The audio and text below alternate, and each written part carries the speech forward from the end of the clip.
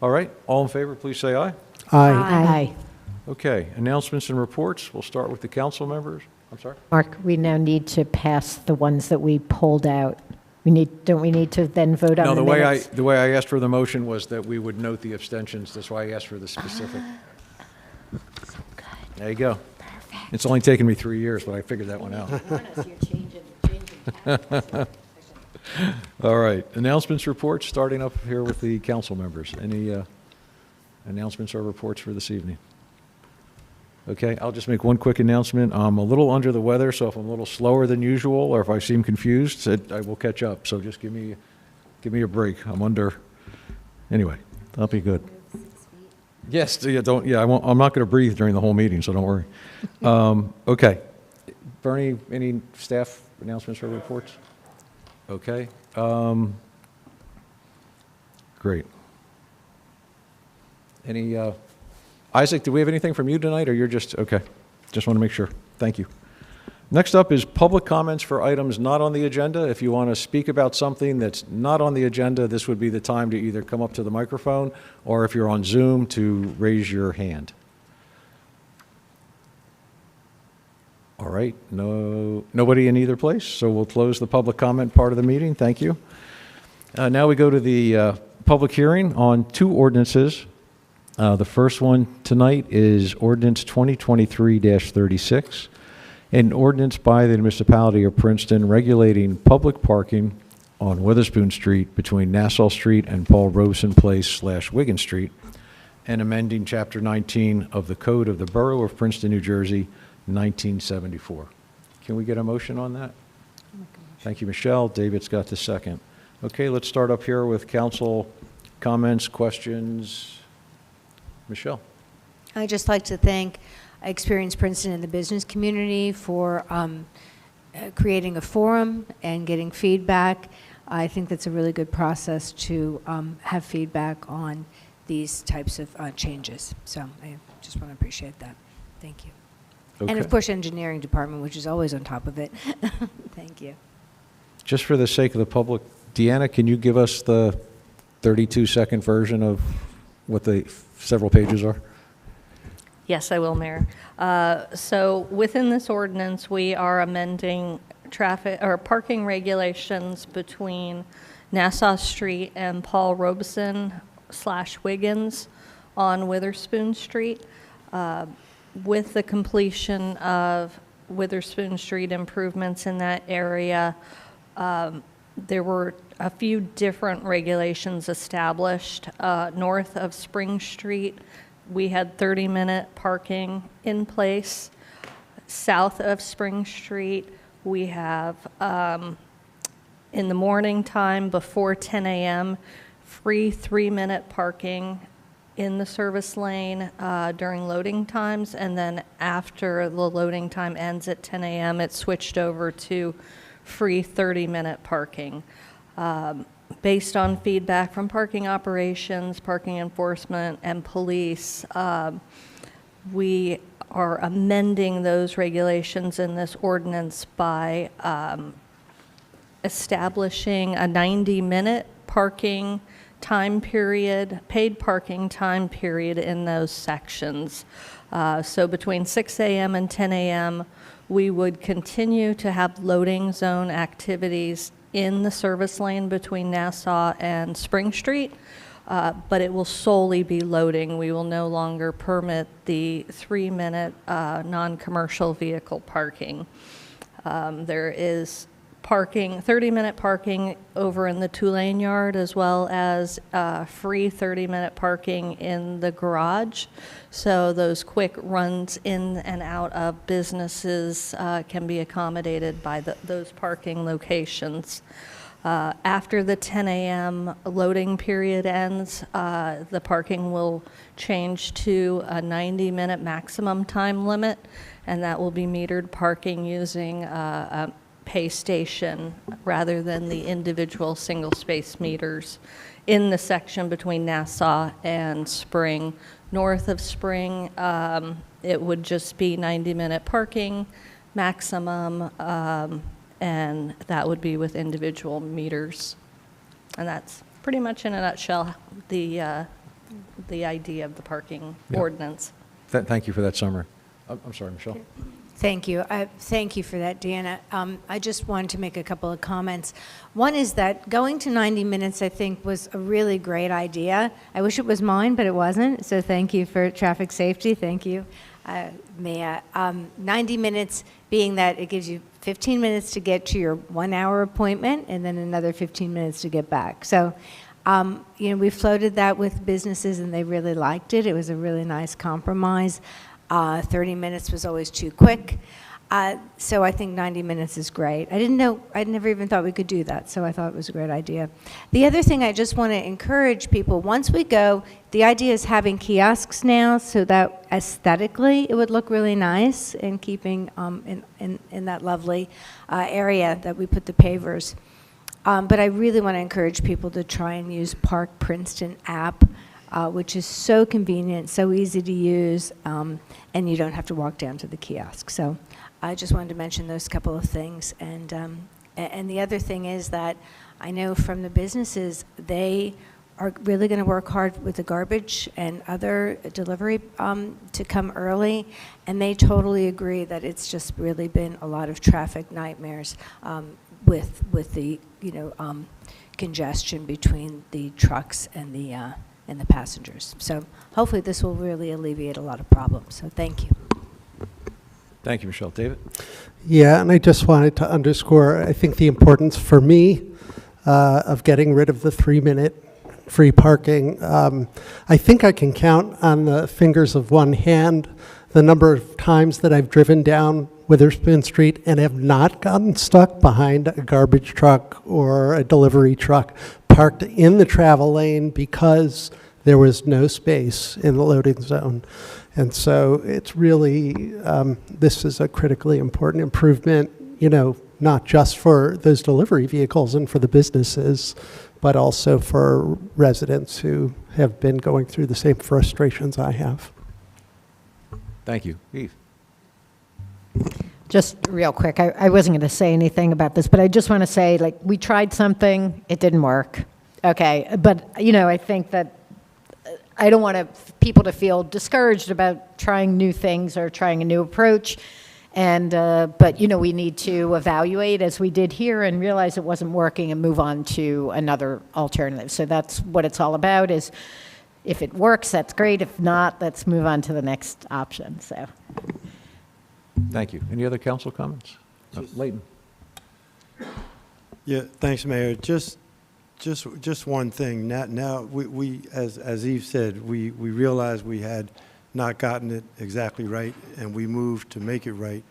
Just one thing. Now that we have established parameters, let us be clear. The establishments on Witherspoon Street need to make sure that within these timeframes they get their garbage picked up. We don't want to see outside of these timeframes trucks pulling up, because that's not a good look. Thank you. Okay. Any other council comments? All right, seeing none. Anyone from the public, either in the room or on Zoom, that wants to, as usual, come up, say your name, and Good evening, Your Honor. Isaac Kramer, 92 Nassau Street, and also Executive Director of Experience Princeton. I don't have a long speech or formal remarks, but I do want to underscore the close collaboration that occurred between the municipality. I always give my best part before they turn the microphone on. Again, Isaac Kramer, 92 Nassau Street, Director, Experience Princeton. I want to acknowledge the close collaboration between the municipality, but also the businesses in the community. The virtual meeting that we held and that we invited over 150 businesses and property owners to, we had a surprisingly good turnout rate of over 20 businesses and other stakeholders participating in that. So I think we learned a lot from that experience. To quote a famous philosopher, you don't always get what you want, but you get what you need. And I think we achieved that here tonight. So I want to give a special thank you and also hope that it characterizes many of our collaborations moving forward. Thank you. thank you. Any other comments from anyone in the room or anybody on Zoom? All right, seeing none, we'll close the public hearing, and a roll call vote, please. Yes. Ms. Niedergang, Yes. Mr. Cohen? Yes. Ms. Sacks? Yes. Mr. Newland? Yes. Carried. Thank you. Next up is ordinance 2023-37, an ordinance by the municipality of Princeton regarding bicycles and similar devices, and amending Chapter 8 of the Code of the Borough of Princeton, New Jersey, 1974. David? Mr. Mayor, I'd like to, move or request that we carry this to our next meeting. I had a lot of back and forth with staff during the day today, just about a couple of, they're really minor issues, they're definition issues. They will not change the intent of the ordinance, but I think we need a little more time to get them worked out, and I don't want to have, a public hearing tonight on an ordinance that won't actually be before the body, so. Okay. All right, so that's the motion. Is there a second to that motion? All right, Eve's got the second. I just, and I agree, we don't want to get into a public hearing, but is there anyone that's here tonight that wants to speak to this that isn't available to come to next week's meeting?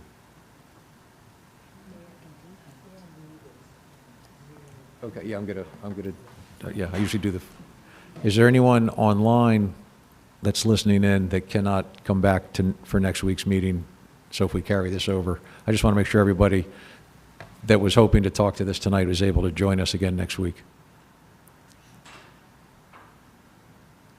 All right, I don't see anyone in the room or on Zoom that has indicated that they cannot rejoin us next week. So it's been moved and seconded that we move the public hearing from tonight to next week. And I'm just going to wait till the clerk and attorney are done in case they're talking about this, just in case.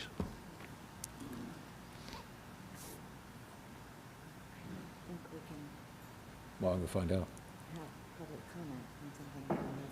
Well, okay, but we're not, are we good, you guys? Okay.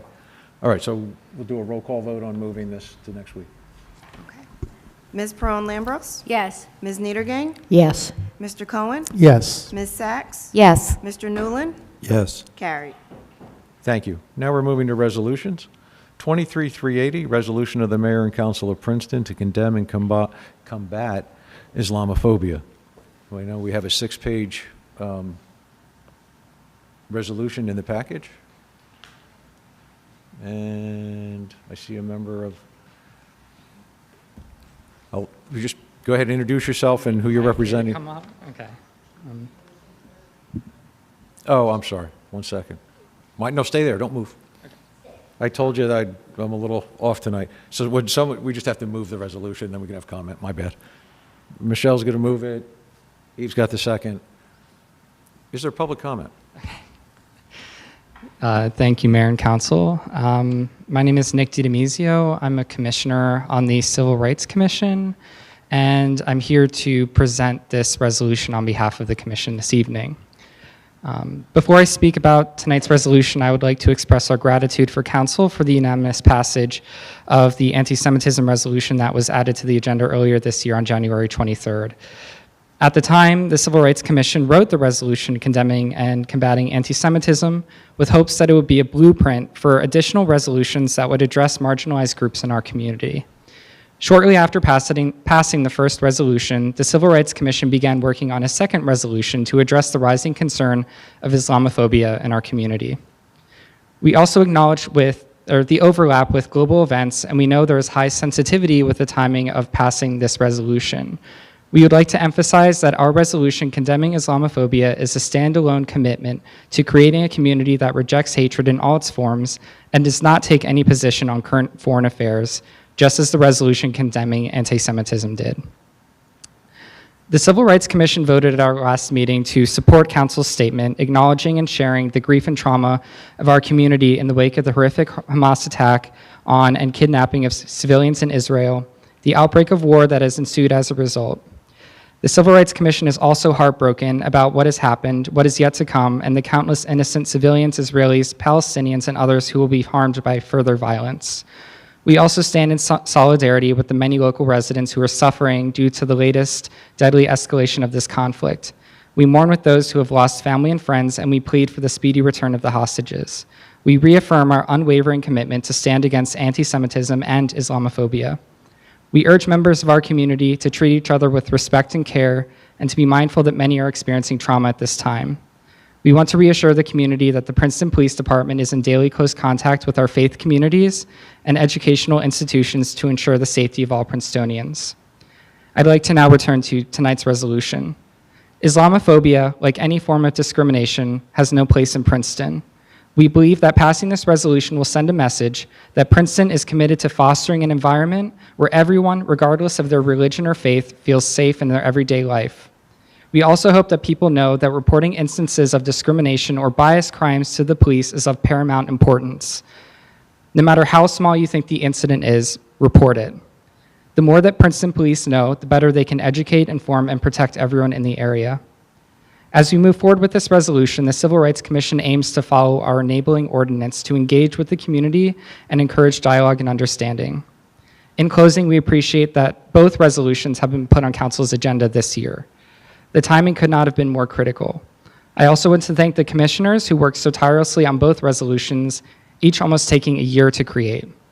We also thank former Commissioner Afshin Shamsi for drafting the language in tonight's resolution, and we're also sorry that our Council Liaison, Leticia Fraga, couldn't join us tonight. Thank you for your time and consideration. Thank you, Nick.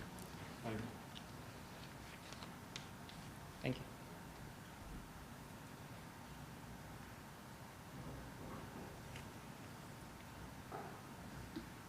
you. Thank you, Mayor and Council. I just want to take a quick moment to acknowledge all the people who were... Afshin, could you just Yeah. say your name and address for the... Oh, sure. My name is Afshin Shamsi. I live at 106 William Patterson Court, Princeton, New Jersey. Am I good to go now? You're good to go. Thank you. Okay, thank you. So I just want to take a moment to acknowledge all the people who were responsible for this resolution to come together. There was an incident of Islamophobia in our greater Princeton area that impacted congregants who actually reside in Princeton.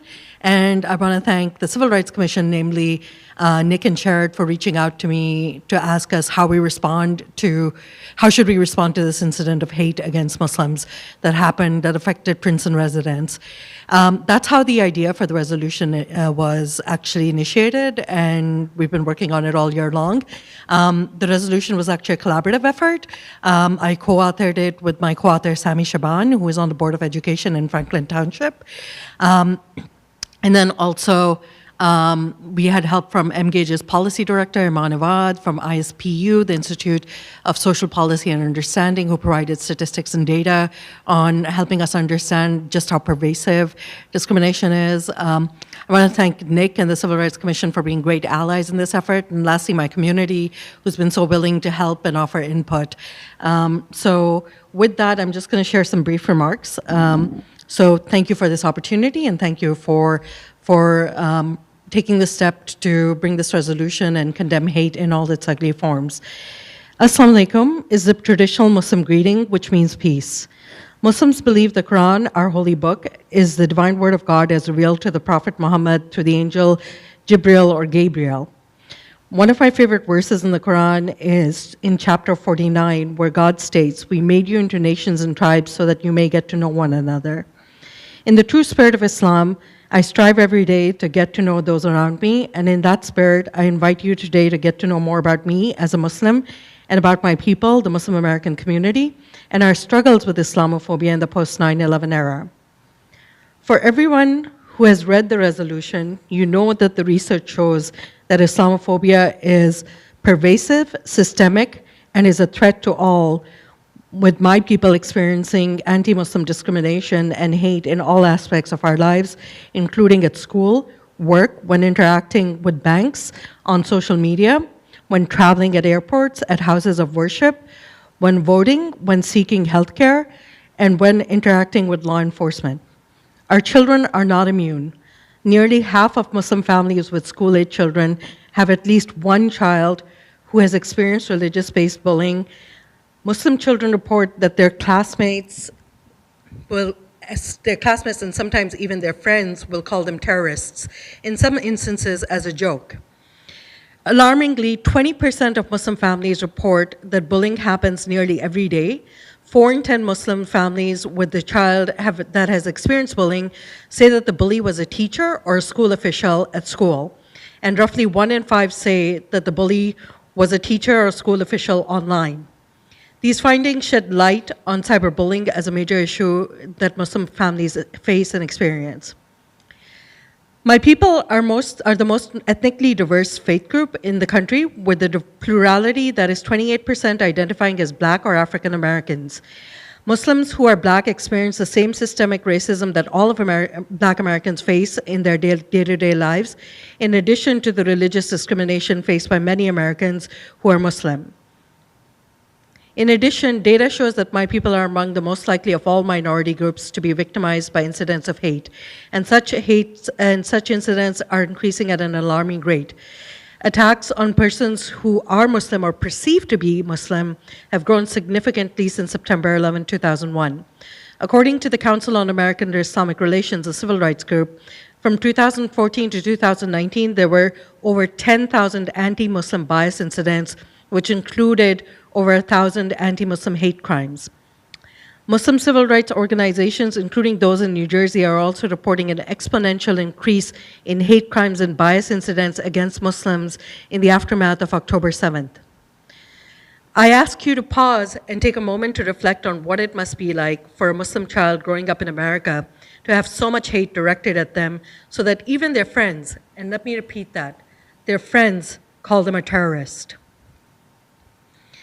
This happens in our Princeton public school systems as well, I'm sad to report. In the face of so much hate targeted at us, I cannot begin to imagine the anxiety experienced by Muslim women who observe the hijab or headscarf as they go about everyday tasks, such as grocery shopping or taking their children to the park. Can you imagine the anxiety they must experience? I will also share a personal story. As many of you know, my son Irtiza, or Irti as I affectionately call him, has autism. He's a wonderful and very independent young man. He loves to write cards and letters to family and friends and will often go to the mailbox independently to mail cards he has written and to pick up the mail. Our mailbox is at the end of our street at the corner and not directly in front of our house. A couple of weeks ago, it was 8 p.m. at night and it was dark outside. I was on a Zoom meeting as he started to put on his jacket to mail some cards he had just written. I immediately stopped him and told him that we don't go out after dark anymore. If you know Irti, then you know once he gets an idea into his head, it's very difficult to dissuade him from that path. I tried very hard to convince him, but when he kept insisting, I finally had to say to Irti, there are people out there who want to hurt people like you and me.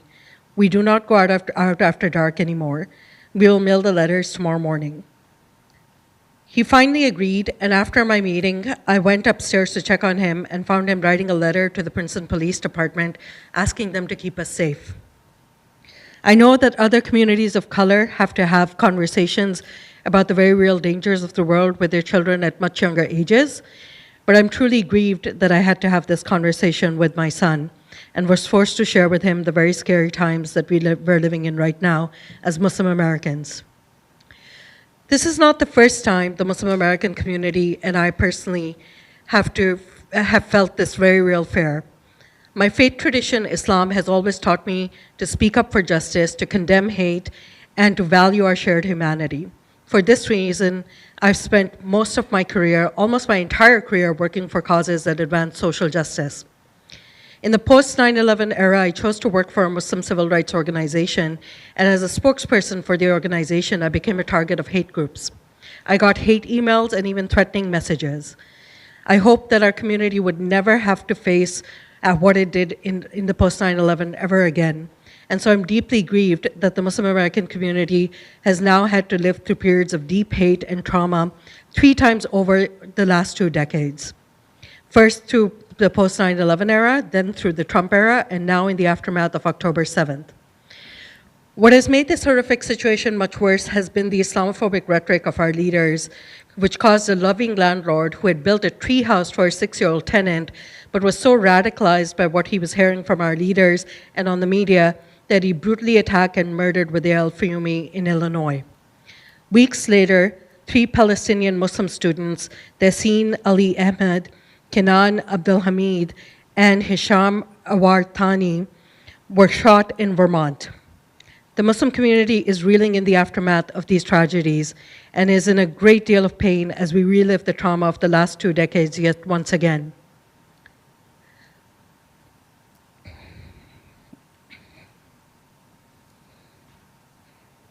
We have indeed lived through and continue to live through some very scary times.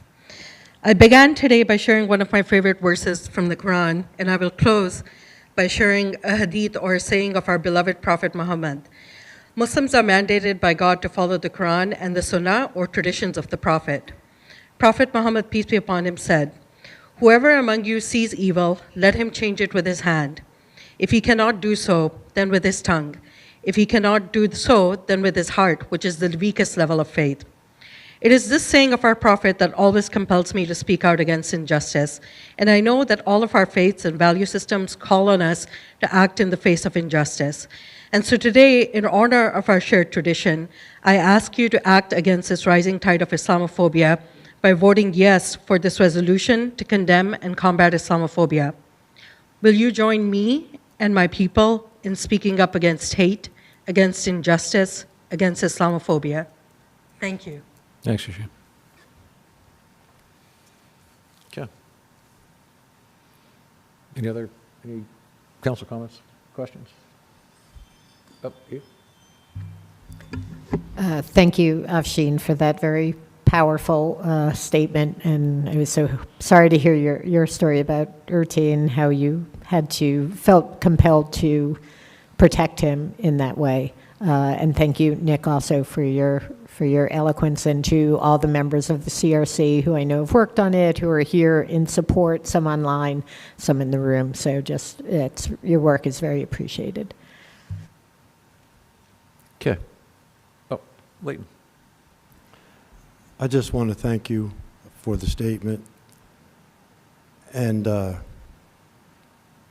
just offer that these are critically difficult times in the world that we live in. And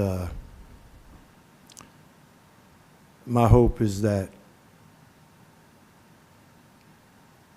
we do all we can as a nation, as a community, as a world to bring about greater peace and understanding in all that we do everywhere. But thank you for offering that narrative. Thanks, Mayor. Thanks, Leighton. I'd like to thank you all for being here tonight for that, and for anyone who tuned in on Zoom for that also. All right, would everyone in favor of the resolution, please say aye. Aye. Okay, unanimous. Thank you very much. Next up is the statement of commitment. Does someone want to read the statement? Eve? I think so. Yes. I can do that. It's short. Okay. By adopting resolutions on Islamophobia and anti-Semitism, the municipality of Princeton reaffirms its unwavering commitment to stand against discrimination and hate. We urge members of our community to treat one another with respect and care, and to be mindful that many are experiencing trauma at this time. We want to reassure the community that the Princeton Police Department is in daily close contact with our faith communities and educational institutions to ensure the safety of all Princetonians. Thank you. Does someone want to move that statement? Thank you, Michelle. Leighton's got the second. Any comment before we vote on it? Okay. All in favor, please say aye. Aye. Okay, thank you. Thank you very much. Next up is 23381, resolution of the Mayor and Council of Princeton supporting continuation of corporate business tax CBT at 2023 rate to fund critical open space, farmland, historic preservation, and hazardous site cleanup funding. Thank you, Eve. Is there a second? Michelle's got the second. Any questions or comments on that? All right, seeing none. All in favor, please say aye. Aye. 23382, resolution of the Mayor and Council of Princeton supporting Green Amendment to the New Jersey State Constitution. Mia's got the motion. David's got the second. Any questions or comments on that? Eve? Just want to say this resolution, the preceding one, and the one after, all resolutions that came from our Environmental Commission. I know online and in the room there are people who have advocated for this, so thank you for your advocacy. This one in particular, I think, is a commitment by this council to our future and to the youth of New Jersey and Princeton. Thank you. Any other comments or questions? Okay. All in favor, please say aye. Aye. Aye. Oh, is there people here for this? So where did that? Okay. Did you? No, sorry. Thanks for you pointing that out. Just make sure you didn't need to jump. Did you need to jump in and say anything about that resolution or? I can say so. Sure. Oh, just come on up. Well, you don't have to, but no, come on up. Why not? I didn't have anything prepared, but I guess I kind of know what I would like to say anyway. So, you know, it's so great to be here today and know that the council is voting on this. I remember when I came here in October in support, and you know, it's truly wonderful to see that the town council really cares, since this is so important to the youth. I'm in a number of organizations that are working towards, you know, getting this in the state, because other states have done this.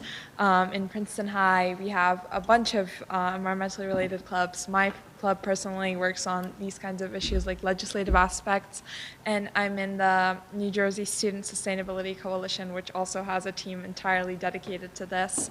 And yeah, it's truly wonderful that you guys are here to vote on this today, and I really, really am proud to be a Princeton resident and to have a council that supports this. Thank you. Thank you. Elif, could you just say your name and address for the record? I'm Thanks. Leaf, 195 Jonathan Eaton Court, Princeton. Thank you. All right, next up is 23-383, resolution of the Mayor and Council of Princeton opposing the expansion of New Jersey I-95 Turnpike. Does somebody want to, David's going to move that, Mia's going to second it. Questions or comments? I'll be honest, I didn't have a chance to read this. Why are we opposing this? Just be good to know.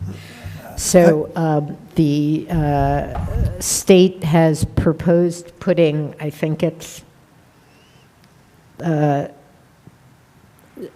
don't know, billions of dollars into widening sections of the turnpike and replacing a bridge. And I think position of the Environmental Commission, my personal position is that you know, the data pretty clearly show that, you know, in general, widening roads does not decrease traffic. It just, you know, brings more cars. And so I think the pushes for this money to go in support of New Jersey Transit and other types of public transit, you know, if a bridge needs to be repaired, fix the bridge. Do not create a situation for more heavy truck traffic. So that was the point. Thank you. My only devil's advocate comment on this, first of all, I don't really know enough. But, you know, with the advent of Amazon and the increase in truck traffic everywhere, I quite frankly would prefer them to be on I-95 than rolling down 206 and down Stockton. I know that that doesn't probably have anything to do with it in terms of traffic, but I certainly think that all of our small historic roads really can't handle truck traffic. So I'm not sure if this is meant to alleviate that traffic in any way. So I'm a little uncomfortable without more information, although I do trust my colleagues in the Environmental Commission and their this is a tough one. It's hard to weigh in on these things when it's really out of our jurisdiction. So, okay, thank you. Yeah, I think it's a tough one. I would only say that as somebody who drove over the Newark Bay Bridge for many years, that is terrible. And an expansion of that is an interesting idea. I don't know if that's the right answer or not. But as with so many public things that go on in public discussions and things, I mean, there's no obvious, easy answer or fix to so many things. So anyway, I just wanted to make sure we tossed a couple things out there. Anybody else with a comment, and then we'll vote on this? Yeah, I would just say that in an era when we're trying to be less car dependent, it would seem to me that the turnpike would be in play And if it's going to cost a gazillion dollars for us to make more traffic on the New Jersey Turnpike, that's going to create more traffic, the data suggests, all over the state, plus it's going to cost a lot of money, I don't think it's a good idea. Maybe we should just improve the train system. Yeah, I think, Yeah. you know, we put the money in the trains and the buses and, Yeah. yeah. Okay, cool. All in favor, please say aye. Aye. Aye. Aye. Okay, I think that was everybody, right? Yeah. Okay, thank you. 23-384, a resolution of the Mayor and Council of Princeton authorizing an affordability assistance loan, 133 Griggs Drive. Is there a motion on that one? Thank you, Mia. Is there a second? Thank you, David. Questions or comments on that? All right, seeing none, all in favor, please say aye. Aye. 23-385, resolution of the Mayor and Council of Princeton authorizing a one-year extension to the contract with We Drive You, Inc. for public transit services for $311,167.39. Leighton's got the motion, and Mia's got the second. Questions or comments? Eve? Yeah, I'm in support of this at this time, but I'd love to see us, as we move forward, to go out to bid for these services and see if there's, you know, a way that we can do this at a lower cost. I know we're getting our own buses, which I'm very excited about, our own electric buses. But just, this is, I think, our fourth contract with We Drive You, so I'd just like to see what else is out there that might, you know, provide this service possibly for fewer of our hard-earned tax dollars. Thank you, Michelle. Yeah, that's a good point. Just to clarify, Deanna, we're looking at what, September timeframe maybe for the electric buses, so we'd have to we wouldn't be able to overlap now. I mean, it's going to be a good year before those are up and running. That's my understanding, or? Correct. Pending any delays, it was a 9-month period to take delivery on the new buses. And Yeah. we purchased them, I think, within the last few weeks. Great, thank you. Okay, any other questions or comments? All right, seeing none, all in favor, please say aye. Aye. Aye. Okay. 23-386, resolution of the Mayor and Council of Princeton amending the term of a professional services agreement with WSP USA, Inc. for engineering services in connection with the design and permitting of rectangular rapid flashing beacons at the intersections of US Route 206 and Mansgrove Road and with Herrontown Road, with no revision to contract amount. David's got the motion. Is there a second? Thank you, Leighton. Questions or comments? I will just say, if you ever try to cross 206 at Mansgrove, you better be quick, because cars come flying down that road. Okay, I'm sorry. All in favor, say aye. Aye. 23-387, resolution of the Mayor and Council of Princeton authorizing the award of a professional services agreement to, is that Aurora and Associates? I probably pronounced that wrong. PC for engineering design services for the Riverside Drive East Culvert Replacement Project for $98,500. Is there a motion on that? Thank you, Eve. Is there a second? Thank you, Leighton. Questions or comments? Eve? I have a brief comment and then a question. I just want to say this is part of council's systemic, okay, I can say that word, attention to both our sewer and stormwater infrastructure. So this is, I think, the fifth of a series of culvert replacements that are coming to us for approval of the design services. And then I think design will be done next year with implementation in 2025. But for Deanna, I picked up in the contract from Aurora, they say that they will determine a design for the culvert to safely pass the 25-year storm event. And I'm just wondering if that is what we should be designing to, given that we keep having 100-year storm events regularly. So, Yeah. Current state regulations, as well as the municipal stormwater control ordinance, require evaluating the system for the 100-year storm with a projection to the 2100 calendar year. So there's varying levels of evaluation that will happen as part of that drainage analysis. 25 years is just one of the storms. Okay. Other questions? I see none. All in favor, please say aye. Aye. 23388, resolution of the mayor and council of Princeton authorizing the deletion of billing for public sanitary sewer service for 14 Fairway Drive, Princeton, New Jersey, 08540. Is there a motion on that? Eve, thank you. Is there a second? Thank you, Leighton. Questions or comments? Why are we doing this? I'm sorry. Does anybody, I didn't get that far through Deanna? oh, okay, never mind. I see I'm looking at the whereases. Okay, whereas it is unclear that 14 Fairway Drive property has a public sanitary sewer connection for which fees may be due. Okay. Disregard the prior question. Thank you. All right, any other questions or comments that might be actually warranted? All right, seeing none, all in favor, please say aye. Aye. 23389, resolution of the mayor and council authorizing the award of a contract to SHI for Barracuda backup server and web security gateway appliances annual subscription for $51,714.60, utilizing the New Jersey Cooperative Purchasing Alliance contract number CK0422-24. Is there a motion? Thank you, Michelle. Leighton's got the second. Questions or comments on that? Yeah, I mean, I think it's always good when we're investing in our IT infrastructure. I don't know if Bernie has any comments about this, or Deanna, in terms of, I think Phil has been really upgrading our systems. Is there anything particular about this system? No, yeah, Phil, you're right. Phil has been upgrading our system. This is simply a renewal of a prior agreement with Barracuda for security, so I would recommend we pass it. Okay. Excellent, thank you. Yeah.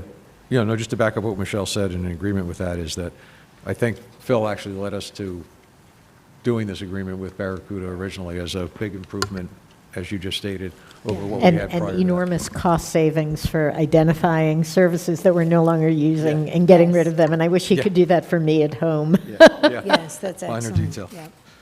All right, any other comments? If not, all in favor, please say aye. Aye. Okay, 23390, resolution of the mayor and council of Princeton determining need for an affordable housing project to be located on Franklin Avenue, designated as lots 2, 26, and 27 in block 21.04 on the tax map of Princeton. Leighton's got the motion, David's got the second. Questions, comments? We should probably offer just a couple comments as to what this means. Is the redevelopment committee want to take a stab at that, or? I think the attorney is on the line. The affordable housing attorney is. Okay. Just raised his hand. Yeah. Hey, Adam, could you bring Kevin Van Heist on?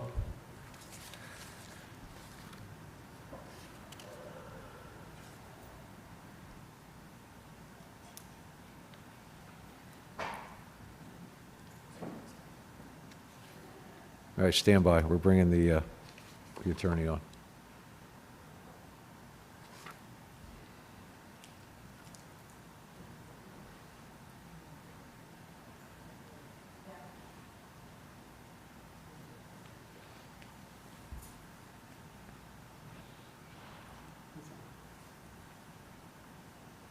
Okay. Kevin? Mayor? There you go. Can we, Okay, very good. Thank you. My screen is blanking out, so I'll just, so I can't see you, I guess, while I'm talking. But yes, thank you. Just briefly, both this item and the next I item. can't hear anything. I okay. can't hear Hey, Kevin. Kevin, just Yes. wait 1 second. Yeah, We're- Adam, can we we're get more adjusting- volume from? Yeah, Adam's from doing that Kevin? right now. All right, hey, Kevin, just for the record, just state who you are so we have it for the minutes. Oh, yes, very good. Kevin Van Heist, Mason Griffin and Pearson, Affordable Housing Council for Princeton. Okay, you're good to go, Kevin. Thank you. Oh, good. Thank you. And I appreciate the opportunity to zoom in. Just by way of brief introduction for, let's see, for this item and the next item on the agenda, both of these have to do with the Franklin Maple project. As we're working through all of our compliance obligations and things, these are essentially two pro forma items that need to get done so that we can proceed with continuing satisfaction of our court obligations. As everyone will remember, the Franklin Maple project was included in our plan, and at the time, one of the lots was owned by Princeton Housing Authority. The municipality owned two other lots, and so at the time, we had done a three-party agreement with the authority, Community Investment Strategies, which is the developer, and the municipality. Last month, the municipality completed the acquisition of the Maple Terrace lot, which is known as Lot 2. And with that, we're in the process now of just updating our paperwork and having the agreement reflect the two parties instead of the three. And then the resolution of need is part of the mandatory court documents that allow municipally sponsored projects. Essentially, it's just the municipality affirming that there is a need for the housing that will be produced through the proposed project. So we'll need this just to submit to the court. And ultimately, when the project is ready for actual funding applications and that sort of a thing, it will need to be submitted as part of the HMFA requirements. So these are really two kind of pro forma documents that are just needed, and now is the time to get those in place as we get ready to enter the new year. Thank you, Kevin. Any council questions or comments? Okay. I see a number of hands up, so we're going to bring people in. Adam, could you bring the first person in?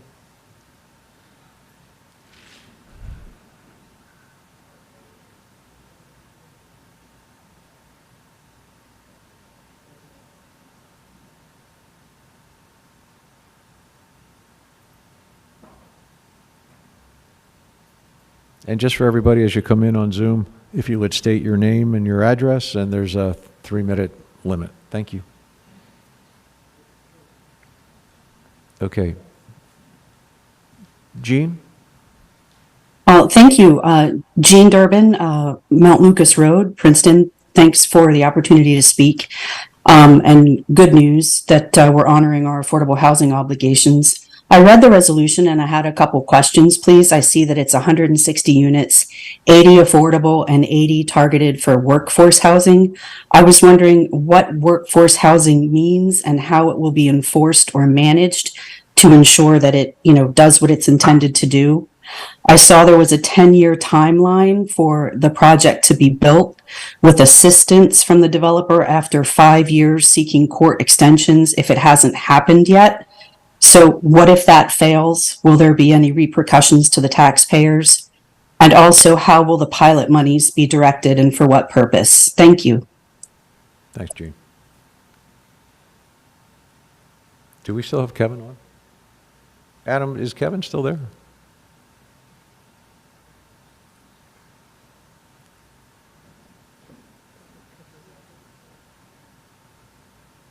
Adam, hey, Adam? I'm sorry, everybody. I just want to get the attorney back on. Maybe he can help us with some of the questions that Jean just asked.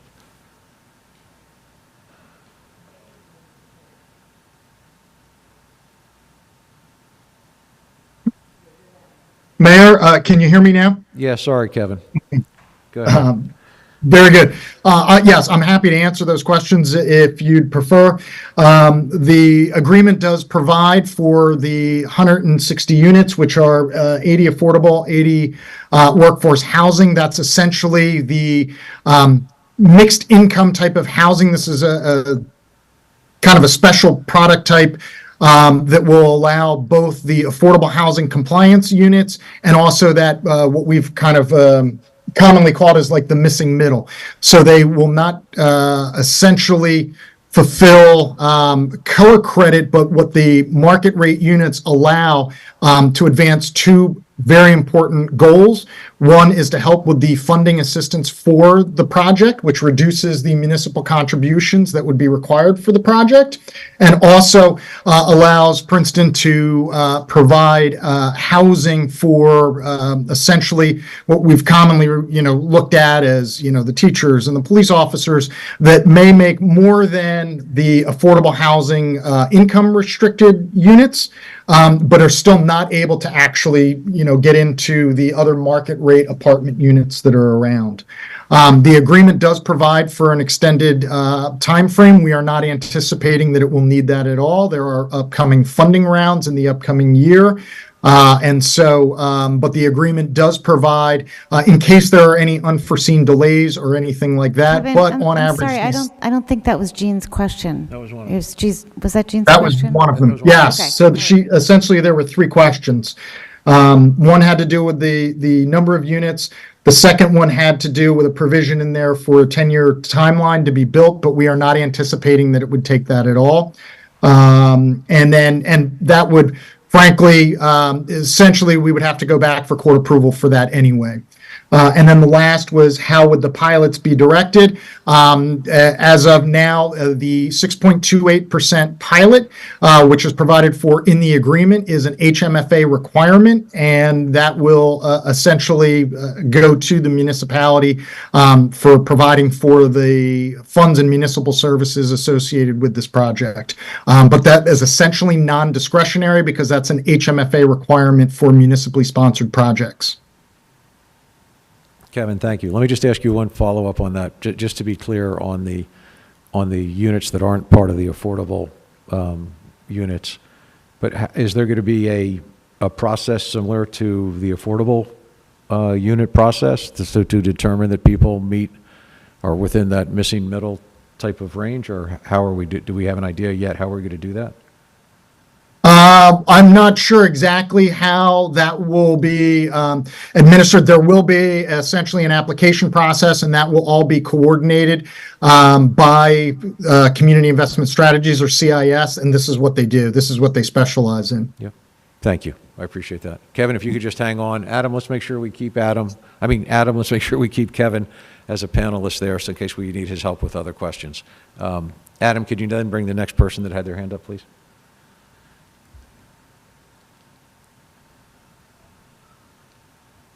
Hello, can you hear me? Yes, we can. Thank you. Hi, this is Anita Groniak, 1 Harris Road.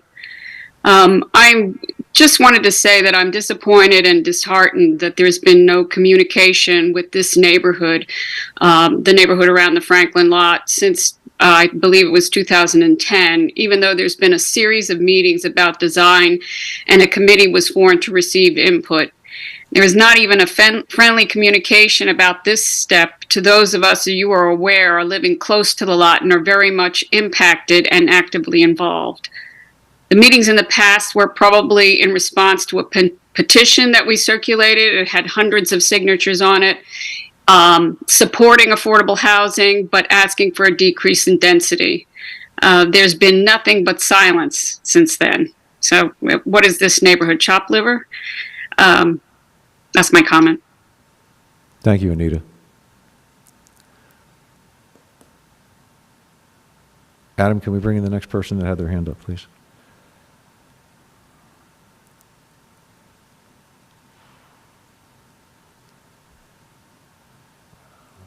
Maria? Hi, good evening. I have a similar question. I'd like to ask for... Maria, I'm sorry. Just can you state your name and address for the minutes? My apologies. Maria Juega, Prover Avenue, Princeton. I'd like some more clarification because my understanding is that Mr. Van Hise referred both to market rate and workforce development housing. I think they're two different and distinct things. My understanding is that workforce housing is specifically limited or aimed at households that earn between 80 to 120% of the area median income. And there's an official legal definition as well as certain subsidies that would apply to that kind of housing. Is that what is intended for the 80 units, or are we talking about market rate units? Can you clarify that, please? Sure. Kevin, can you help us with that one? And I do have a follow-up question. Okay, let's try to get that one answered. Kevin? So right now, the intention is to go for workforce housing. Our settlement agreement with Fair Share, and it was approved by the court, provides for the 80 affordable housing units, and with the balance, whatever the mix would be. So we are targeting workforce housing, but to the extent that the economics and or funding mechanisms and funding programs may direct to something else, we're at least keeping the options open. But at this point, we are intending to go with workforce housing. Thank you, Kevin. Great. So this would be limited to that particular bracket of income levels, if possible. Is that what I'm hearing? Yes. Okay. The follow-up question is that I understand under the workforce housing, there can be a local preference. Is that also true, and are we considering that option? Kevin? On that, I'm not sure. I'd have to re-verify that. And that would be, and if it's possible, that would be something to be considered if and when we're ready to proceed with the development. Okay. So Maria, that's Okay. that's a maybe. Yeah. Sorry, we don't have a definitive answer. I'm sorry, May I Michelle. suggest Oh, I'm sorry, that Maria. may I suggest that the ordinance be a little more specific then to specify that the preferred intention is go for workforce housing and what that means, so that the public knows what we're talking about. Thank you. Thank you. Let me just go. I think, Michelle, you were trying to say. Yeah, I mean, I don't think it's necessary for this particular resolution, but Maria, I would say that that's something that's really important to us, and we've talked about. Employers in town really need workforce housing for people who live here. So yes, I mean, the intention would be as much as we can legally do that. We certainly have the desire to do that. So I can say that we will try to do that. Thank you. Thank you, David. Yeah, and I just wanted to try and nail Kevin down a little bit more, because I actually have heard a different definition, or at least for middle income, which is 80% of the median income to 200%, rather than 80 to 120, as Maria suggested. So are those two different things, the middle income and the workforce housing, that overlap each other? Or Kevin, do you know whether there's a specific category, that only comprises that 80% to 120% of median? There are two different categories. I don't remember what the exact percentages are for each, but I do know that they have been referred to separately by the state. Okay, thanks. Yeah, I just want to say this level of detail is premature for tonight. That's not what tonight is about. To Anita's comment, the reason why there has not been communication or discussion about this is because this really has not moved forward. The council has been focused on satisfying the obligations of our affordable housing settlement that were previously in queue. This is the last project that's in the queue. As most people know, there was an ongoing discussion about which parties were going to be involved with this. The project was not able to progress until the situation with the municipality and the Princeton Housing Authority was resolved.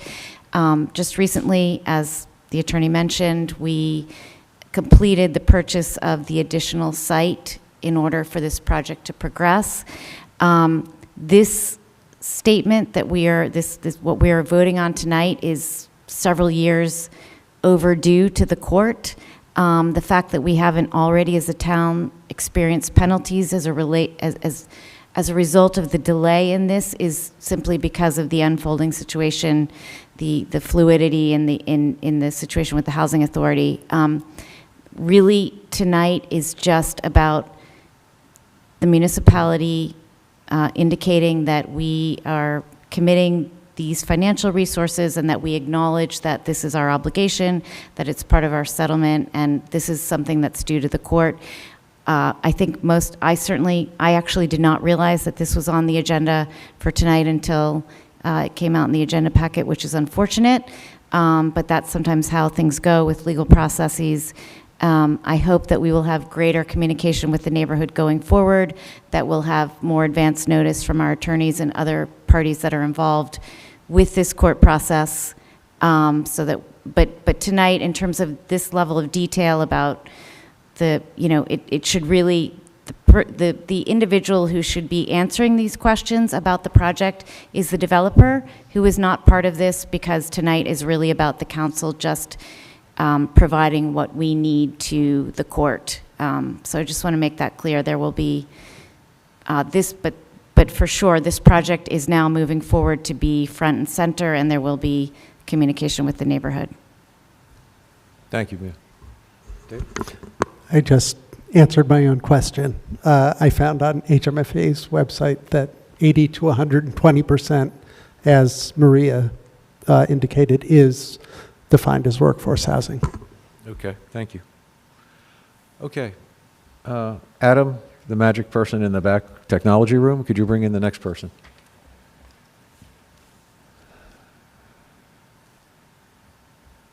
Virginia? Hi, my name's Virginia Kerr. I live on Jefferson Road.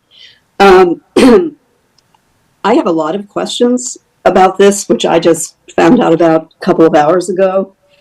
So I guess I'm going to start with the definition of workforce housing, and the language is targeted for workforce housing. So I'm taking this to mean that this will have workforce housing if it can be worked out, but it's not a mandate.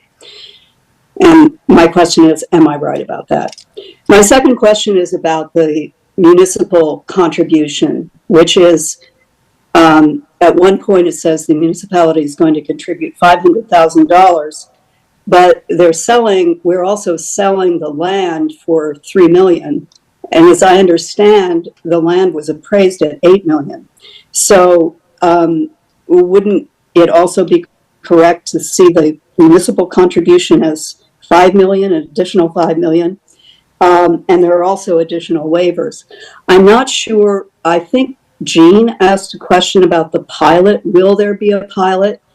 Does this developers agreement, it's long, well, it's not that long, but it is hard to sort of skim through it.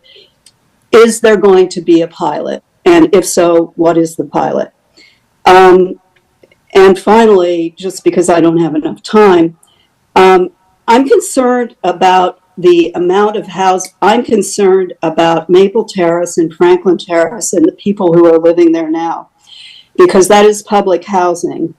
And I believe that their incomes are probably 16 to 20% of this average number. And it looks to me on I think it's page 6, where it talks about affordable housing requirements. It says that only 11 of the affordable units will be very low income units, which is 9 fewer than the public housing units that are now in Maple Terrace and Franklin Terrace.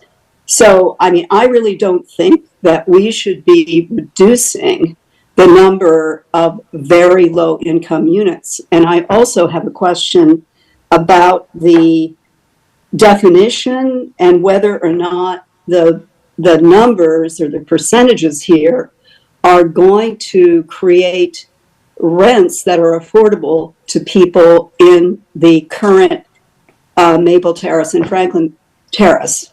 And I find that very concerning. And also, I mean, this is a developer's agreement, so it is important. And, maybe if some council members have only seen it at the last minute, just as the bicycle resolution was deferred, maybe this should be deferred too. Thank you. Thank you, Virginia. Kevin, do you want to try to jump in on some of those?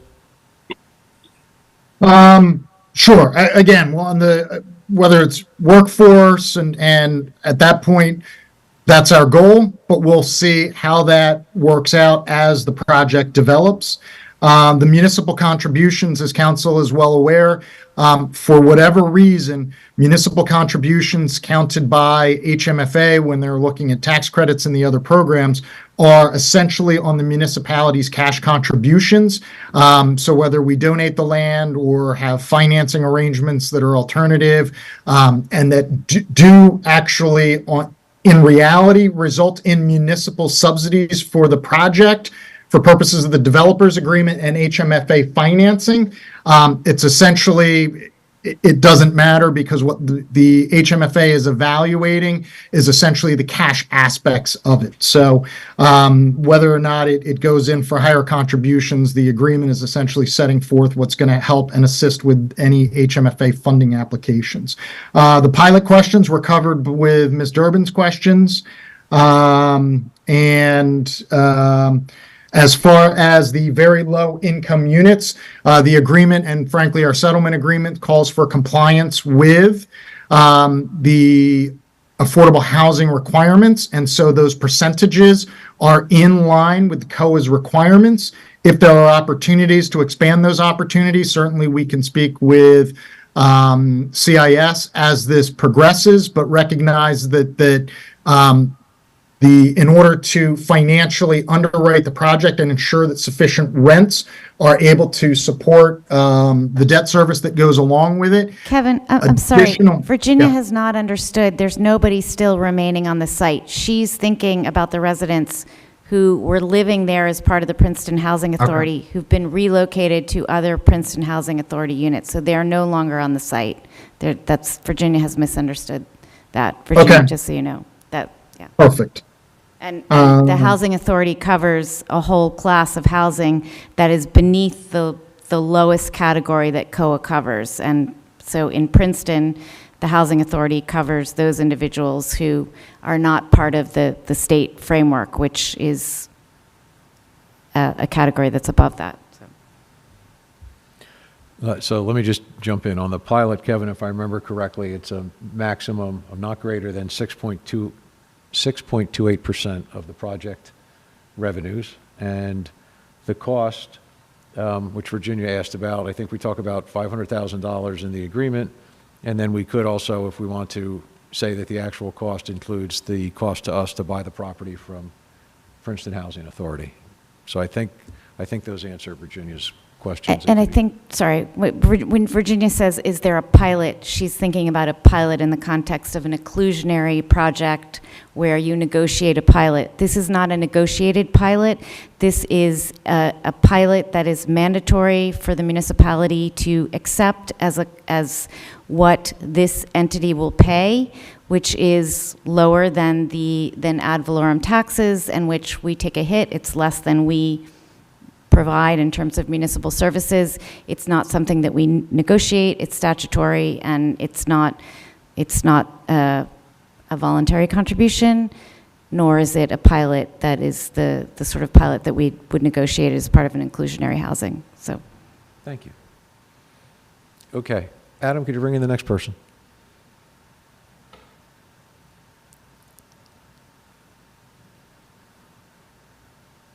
Michael?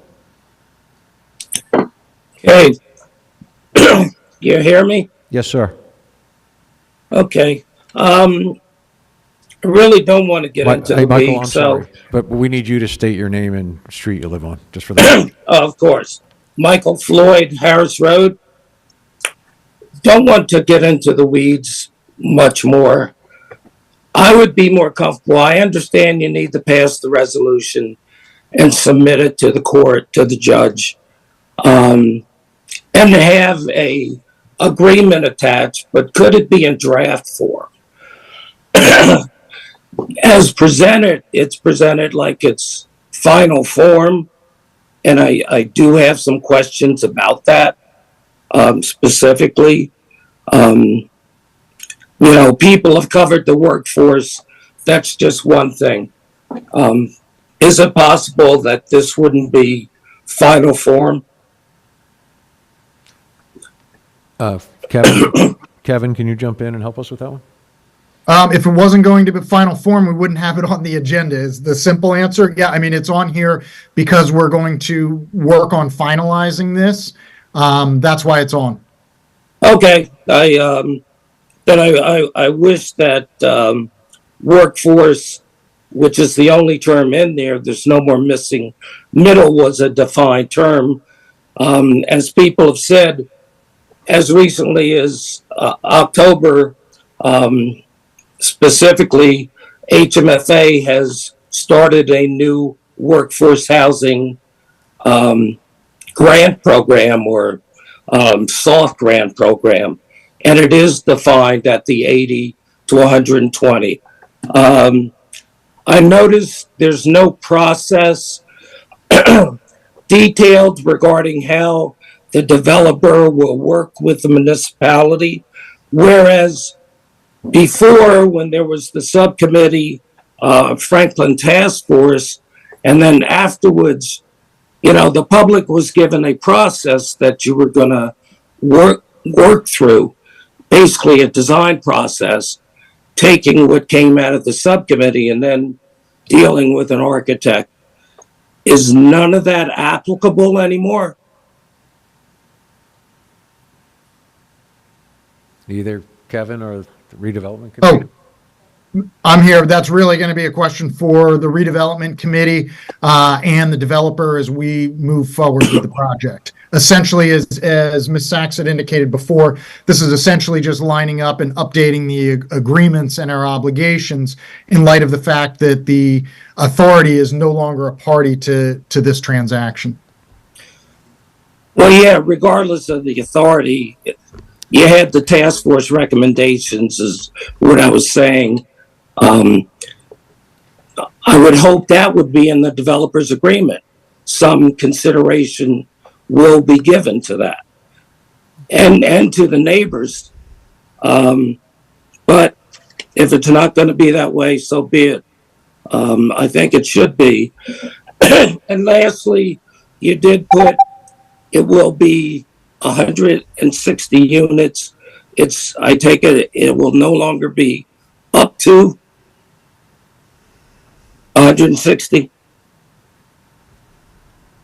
At this point, we have an 80 affordable housing unit requirement. So the 160 gets us to the 80 affordable units on a 50-50 mix. If that changes and we're able to accommodate the required affordable housing units with a different mix, then we'll just come back with an amended agreement. Okay. Michael, I think David wanted to.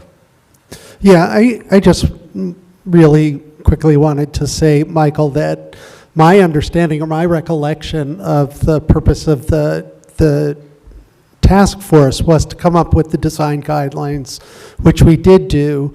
Those have been given to the developer with the expectation that they will inform the design, and I certainly will be looking at the design as it moves forward, I think, along with the redevelopment committee. But I don't really think there was an intention to have a broad public process overseeing the design as it moved forward. My understanding of those design guidelines was that process was the public input process.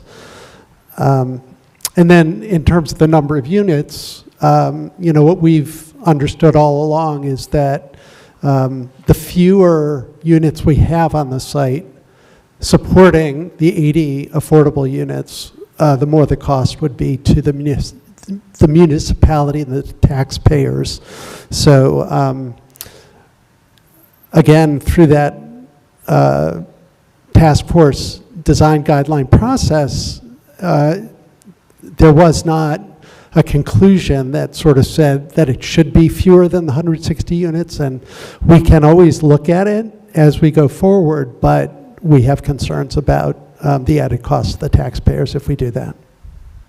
So Right. I would just say this. I think the economics would probably not work out if it's not the 160 units, especially if we're trying to do that workforce housing component, right? I mean, let's just be realistic. I think that's a with it. fair statement. Yeah, I mean. Although there are subsidies that go along with the workforce housings. I don't know very much about those programs. It's pretty new. Right. I mean, we'll investigate those, but I just want to be, I mean, since the public's asking, I think we should just try to be as I don't want to phrase it that way, but I'm just saying we should just try to put the discussion in as realistic options as possible, that it's probably going to be the 160 units. I don't see how it financially is going to be feasible otherwise, no matter what we might think about whether that's a good number or a bad number.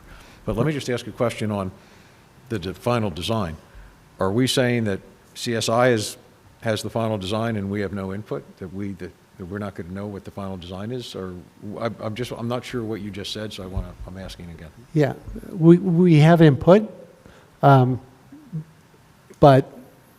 they're hiring the design architect, so, and the design team, the engineering team, which is very much the case with all of the projects that we've done to meet the affordable housing obligation, is the developers have come with their designers, and we've collaborated with them to. So the redevelopment committee will collaborate with them on you'll have some input on the design? I'm just it's a sensitive site. The neighbors have taken part quite a bit.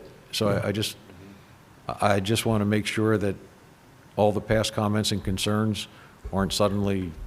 I just want to say dropped. that I think there's every intention to have the neighborhood involved. There is no concept plan. Tonight was really, I don't think, unfortunately, that these questions have been, these are all TBD questions. It's just that to Michael's point, the state was working on this funding source for workforce housing, which has now finally been released. And we were waiting for that in order to file this document with the court. I will say we were caught somewhat off guard tonight that this came up, but I also know that that Princeton, for most of this process, has been playing catch up and has been behind since we, had a 41-day trial to fight our obligation. So, we are, I think, don't want to be exposed to any sort of builder's remedy. Yep. And that is the reality of affordable housing in New Jersey at this point. And we wanted to get this filed with the court, which it's several years overdue. In terms of these details, I hope that we can accommodate the neighborhood as much as is realistically possible, given the time constraints that we're under, which are severe. Thank you. I think that's very helpful in the public understanding what's going on, that we're kind of caught in a bureaucracy here. Kevin, I just want to say, and not to pin you down on anything, but hopefully our comments about where the design is going to go and us having some influence on that there is some way that we are able to be involved in that process. So whatever you can do as you're talking to the developer and whatever we need to do agreement-wise, that would be good to keep that in mind. Absolutely, and Chris Folio, the principal at CIS, has essentially committed to that, and that's one of the reasons why getting the agreement in place will allow us, as we get into the new year, to actually start engaging in that process. Again, as Mia had indicated, none of that has been done yet. So this will allow us to kind of start and turn the page. And yes, we will be an integral party in the ultimate design, as frankly we have been with all the municipally sponsored projects that we've had input, and the developers have been very kind to try to incorporate as much as possible the concerns that council brings back on behalf of the residents for the development scheme. Okay, Kevin, thank you. Any other council comments or questions on this one? No, and Michael, I just want to say we cut you off. I'm sorry about that you got dropped while you were still asking that last question, or while we were trying to answer it. Okay. All in favor of 23-390, number 12, say aye. Aye. Okay. Next up, related to that, is 23-391, resolution of the Mayor and Council of Princeton authorizing affordable housing and development agreement for a municipally sponsored affordable housing project to be located on Franklin Avenue, designated as lots 2, 26, and 27 in block 21.04 on the tax map of Princeton. And if someone would, thank you, Leighton, for moving that. Michelle's got the second. Any questions or comments? I think we pretty much answered everything already. Okay, all in favor, please say aye. Aye. Okay, next up is the consent agenda. If no one has a problem with anything in the consent agenda, it could be moved in block. Michelle, second by Eve. All in favor, say aye. Aye. That's everyone. David, Move to adjourn. is there a second? Thank you, Michelle. All in favor, say aye. Aye. We're done. Thank Night. you all. Thanks for everybody for tuning in. Thank you.